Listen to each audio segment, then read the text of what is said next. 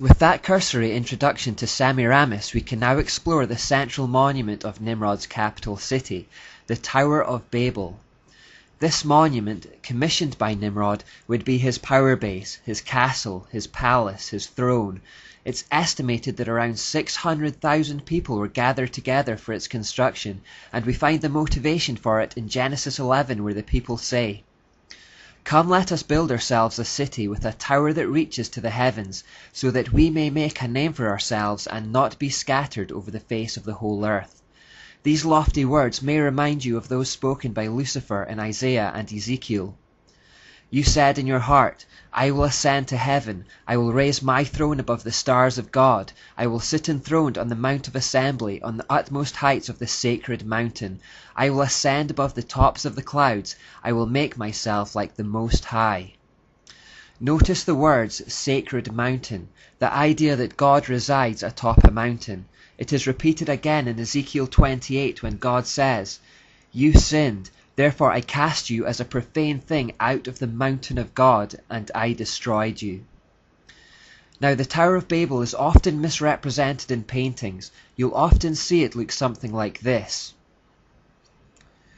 But it was actually a kind of ziggurat, which is a pyramid-like shape.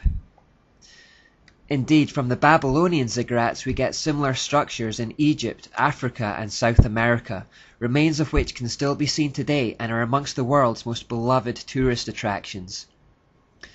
The reason that they are this particular shape is that they were built to represent mountains. Satan wants to be like God, he therefore mimics him in every way. The people Satan influences do likewise. Just as Satan wanted to ascend to the mountain of God to become God, the people he influenced were the same. Nimrod built the Tower of Babel to represent a sacred mountain, at the top of which he would have his throne room, his heaven, and he would rule from there not just as a king but as a god.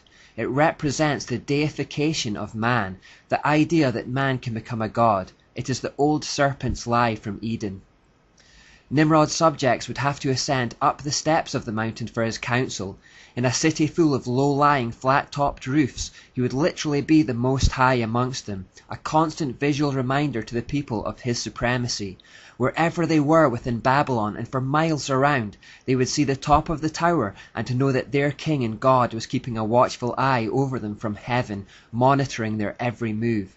This would strike a mixture of fear and awe into his subjects. Nimrod was the initiator of the idea of emperor worship, although it may not have been his idea originally. Evidence suggests that Semiramis was actually the brains behind this concept, and that it was a clever device for helping them keep a tight grip on their subjects. She appeared to understand that a surefire route to gaining earthly honor, prestige and power is through religious authority. Spiritual authority secures temporal authority. Nimrod was more than happy to go along with it, just as Adam was happy to go along with Eve in the Garden of Eden. By turning himself into a god and establishing emperor worship as a common practice, he maintained control over his subjects. Because of his association with fire and the sun, he became known as the sun god. His consort, Semiramis, understandably became associated with the other leading light in the sky, a moon goddess. Around themselves as the sun and moon gods, they created an entire religion that was based on a corruption of primeval astronomy developed by Noah's righteous ancestors prior to the flood. This religion has come to be known as the mystery religion.